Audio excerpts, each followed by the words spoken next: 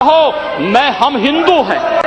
स्वामी विवेकानंद ने एक बात कही थी कि गर्व से कहो हम हिंदू हैं। स्वामी विवेकानंद तो सांप्रदायिक नहीं थे, स्वामी विवेकानंद तो किसी पार्टी के नहीं थे। स्वामी विवेकानंद ने तो भारत का प्रतिनिधित्व किया था पूरी दुनिया के अंदर, और दुनिया के अंदर जो हिंदू आज पूरे देश के अंदर, पूरी दुनिया के अंदर अपनी सहिष्णुता के लिए पहचाना जाता था, आज उस हिंदू के साथ किस प्रकार का व्यवहार किया जा रहा है, वह कश्मीर से विस्थापित होता है, उसे कश्मीर से निकाला जाता है।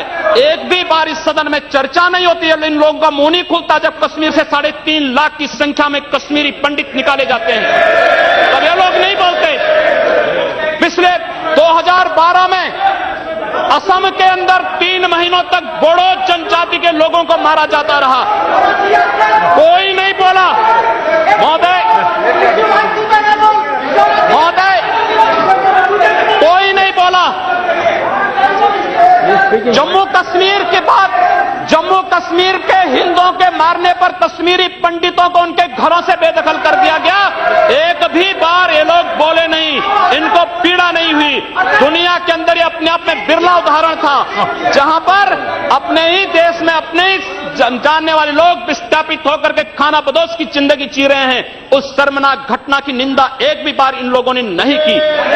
मुंबई के दंगों पर ये लोग मौन रहे, जमशेदपुर और भागलपुर के दंगे कांग्रेस के समय हुए थे, एक भी बार इन लोगों ने उस पर चिंता व्यक्त नहीं की। और तो और 1984 में इस देश के अंदर जिन सिख गुरुओं का योगदान इस देश को बचाने और इस देश की धर्म और संस्कृति, इस देश के समाज को बचाने में बहुत महत्वपूर्ण थी, उन सिखों के कत्लेआम पर भी इनको शर्म महसूस नहीं होती है। और आज लोग इस देश के अंदर बात करते हैं सांप्रदायिक सौहार्द की, इनका पूरा चेहरा सांप्रदायिक हिंसा से रंगा हुआ है, सांप्रदायिक एजेंडे से रंगा हुआ है। और इसीलिए बंधु महोदय, इस देश के अंदर असम में क्या हो रहा है, बांग्लादेशी घुसपैठिए इन लोगों के अपने हो गए, और इस देश में लाखों वर्षों से रहने वाला समुदाय पराया हो गया। इस देश के अंदर महोदय, during your speech you can speak, you reply that. During your speech you can counter it. Not when your term comes, you at that time can dispute it. You continue. You can nothing will counter it. उपाध्यक्ष महोदय, सच्चाई कड़वी होती है और कड़वी सच्चाई लोग स्वीकार करने को तैयार नहीं, क्योंकि लोग उस बीमारी से स्वयं त्रस्त हो चुके हैं जो बीमारी इन्होंने पूरे देश को दी है, और इसीलिए ये लोग उस सच्चाई को स्वीकार नहीं कर सकते। कश्मीरी पंडितों के निष्कासन पर और कश्मीर पे हुए अत्याचार पर ये लोग मौन थे। मैं 2011-12 में असम के अंदर देख रहा था, 3 महीनों तक लगातार दंगे होते रहे, इन लोगों ने एक भी बार सदन में चर्चा नहीं कराई, असम जलता रहा। और तो और कांग्रेस के लोग एक बार तो असम के ही मुख्यमंत्री को कटघरे में खड़ा कर दिया कि इन्होंने बोडो लोगों के बारे में कैसे बोल दिया। अरे बोडो वहां का नागरिक है, उसके बारे में नहीं बोलेंगे, किसके बारे में बोलेंगे? लेकिन ये लोग बांग्लादेशियों घुसपैठियों की वकालत करते हैं, और बांग्लादेशी घुसपैठियों की वकालत करते हुए इन लोगों ने पूरे बांग्लादेश, पूरे पूर्वोत्तर के भारत का जो समीकरण बदला है।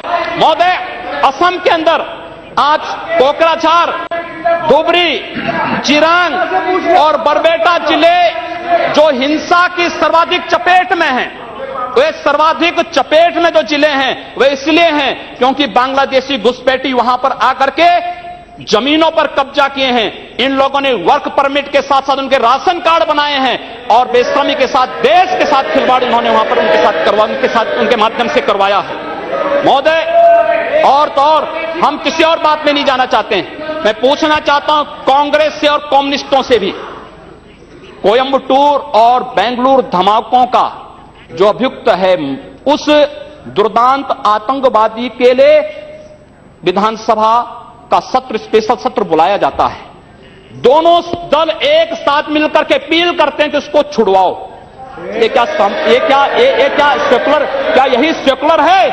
क्या इनका यही सेकुलर एजेंडा है? क्या यही इस देश में यही सेकुलरिज्म है? और इस देश के अंदर महोदय इस देश के अंदर क्या हुआ था? Let him speak. हम भूले नहीं। Yes, authorities, but why महोदय are you making 11 August comments? 2012 को मुंबई के आजाद मैदान में जो कुछ हुआ, महोदय आजाद मैदान की घटना क्या थी? आजाद मैदान में रोयांग मुस्लिम जो बर्मा में थे उनके बीच में और वहां के बौद्धों के बीच में वहां पर हिंसा हुई, दंगे हुए। ये मामला म्यांमार का है, भारत का नहीं। लेकिन म्यांमार की घटना में दंगा कहां होता है? आजाद मैदान मुंबई में। ये लोग मौन रहते हैं, वहां शहीद स्मारक तोड़ा जाता है, पुलिस के जवानों को मारा जाता है, मीडिया कर्मियों को मारा जाता है।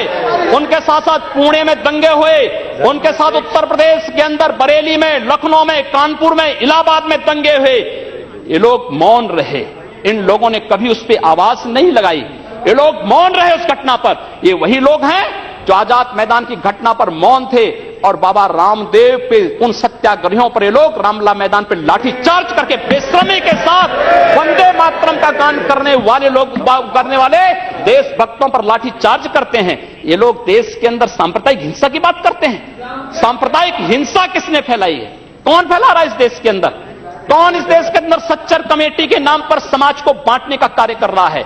इन लोगों ने सांप्रदायिक आधार पर 1947 में देश को बांटा है और आज पुनः देश को बांटने की साजिश के तहत पाकिस्तान के एजेंडे पे ये लोग कार्य कर रहे हैं। और इसलिए महोदय, जब उत्तर प्रदेश के अंदर की जो घटनाएं आई हैं, उन घटनाओं पर अगर आप नजर डालेंगे महोदय, जो घटनाएं हुई हैं उन घटनाओं के बारे में अगर मैं आपके सामने रखूं तो घटनाएं अपने आप में चौंकाने वाली घटनाएं हैं। और ये चौंकाने वाली घटनाएं कितनी खतरनाक हैं। Please. Sir, Rule 380. I'm quoting.